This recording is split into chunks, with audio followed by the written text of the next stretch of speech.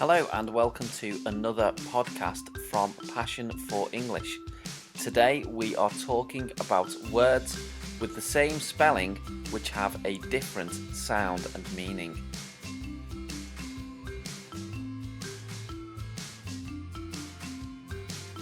Present.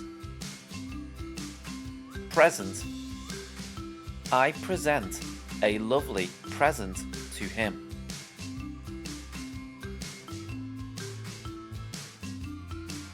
Perfect. Perfect. I'm trying to perfect a perfect cake.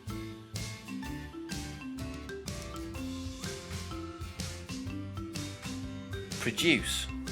Produce. My farm produce abundant produce.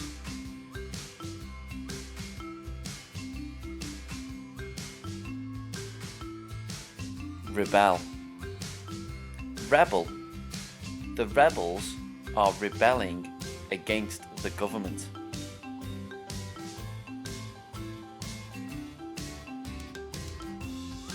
Record. Record.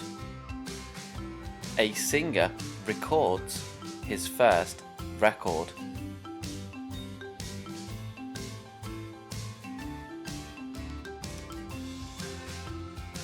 Close.